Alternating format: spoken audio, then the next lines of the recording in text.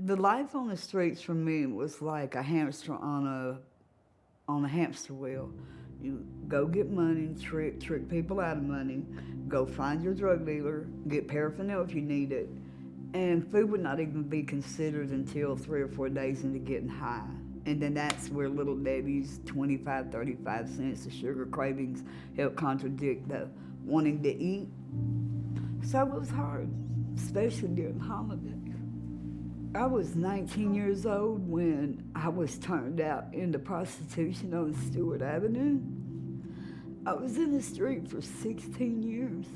Once the Dream Center became and was repeatedly in the streets of Midtown and Boulevard, every time one of the kids walked up to me and said, "Do you want to pray?" And it's like, "Yeah, I did." And now I've learned that prayer is medicine for the soul. So, for the kids to love on me and me to even want to look and see if I can spot them walking around, because they had prayer days. They had days they passed out bags of snacks or food, or just want to walk up to you and give you a hug and a rose. That was the only reality that somebody had, was somebody actually trying to put something positive into your space.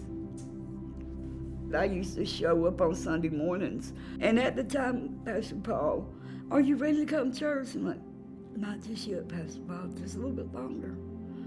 And he would pay him for me to have somewhere safe to sleep at night inside a hotel that used to be on Ponce on a guest list, and gave me my first real job that would keep me from, being in the street, because the dirty money you make, you want to get rid of it quick, and it's a real horrible cycle.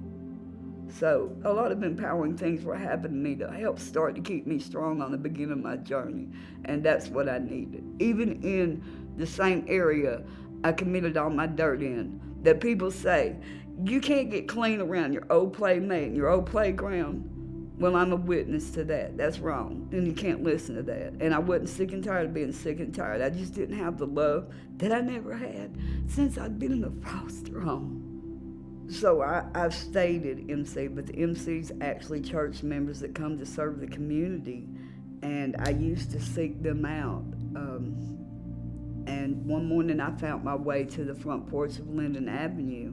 I had been hit in the head with a brick because I would not give somebody some money or some drugs or whatever they wanted. I wouldn't give them. And I made my way over to Linden because I knew the girls were always combing my hair and giving me fresh clothes or something to eat, and I knew that they would care about me, and they were taking rags and bandages and ointment and fixing my head where it was bleeding. I wound up at the hospital getting staples, but it was really nice that somebody cared enough to help me without me having to pay them.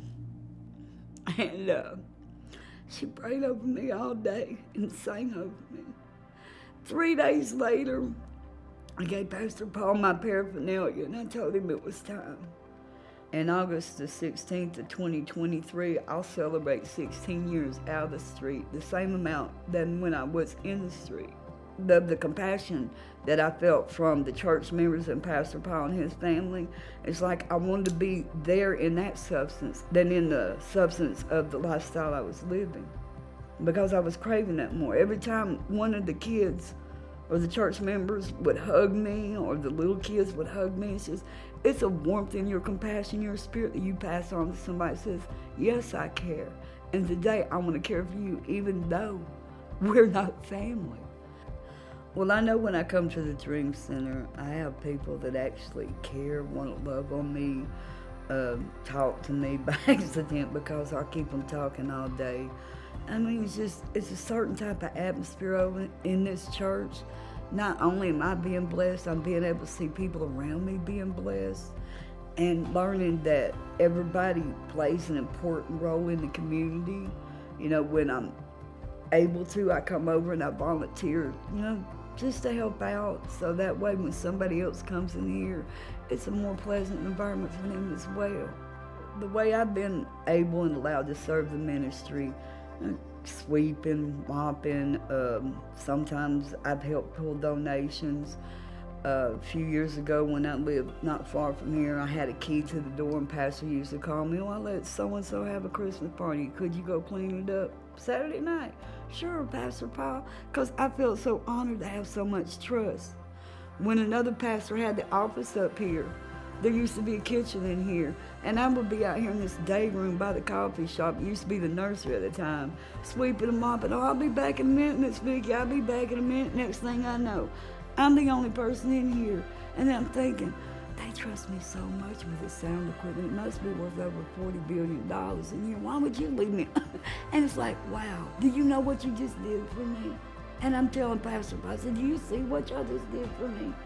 And then for me to earn that trust from you, it's beautiful. There's nothing in this church that means more to being able to be here.